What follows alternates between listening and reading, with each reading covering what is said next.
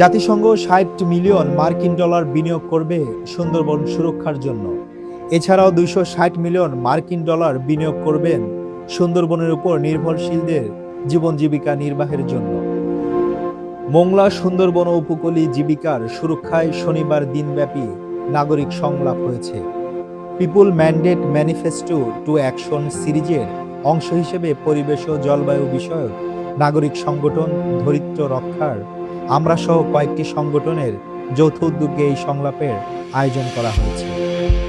মোংলা উপজেলা পরিবেশ অডিটোরিয়ামে আয়োজিত এই সংলাপে প্রধান অতিথি ছিলেন পরিবেশ, বন ও জলবায়ু পরিবর্তন মন্ত্রণালয়ের প্রতিমন্ত্রী ডক্টর শেখ ফরিদুল ইসলাম।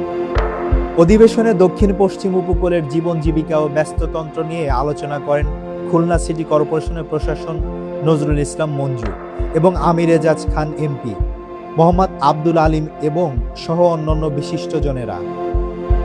সংলাপে বক্তারা সুন্দরবনের গুরুত্ব তুলে ধরে উপকূলীয় জনগোষ্ঠীর জীবনমান উন্নয়নে দীর্ঘমেয়াদী পরিকল্পনার উপর জোর দেন। জাতিসংঘ ৬০ মিলিয়ন মার্কিন ডলার বিনিয়োগ করবে সুন্দরবন সুরক্ষার জন্য। এছাড়াও ২৬০ মিলিয়ন মার্কিন ডলার বিনিয়োগ করবেন সুন্দরবনের উপর নির্ভরশীলদের জীবন জীবিকা নির্বাহের জন্য। তাই আমাদের সুন্দরবনকে রক্ষা করতে হবে। আমি ইতিমধ্যেই অসংখ্য এনজিওর সাথে কথা বলছি। আগামীকাল ওয়ার্ল্ড ব্যাংকের সাথে সকাল 10টা আমার বৈঠক আছে।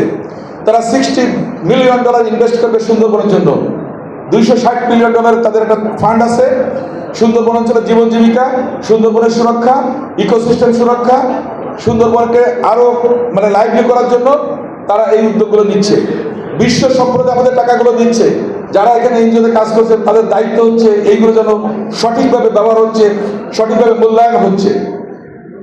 তাহলে কিন্তু আমাদের এই মানুষগুলো ভালো থাকবে। আমরা চাই আমাদের এই জনপদের মানুষ এই যে বিশ্ব থেকে যে আমরা টাকাগুলো আনতেছি, পৃথিবীর কাছ থেকে টাকাগুলো আনতেছি, সেগুলো যেন সঠিকভাবে তারা যেন পায়। আমাদের প্রত্যেকটা পরিকল্পনার পিছনে ৩-৪টা আমরা থিম নিয়েছি।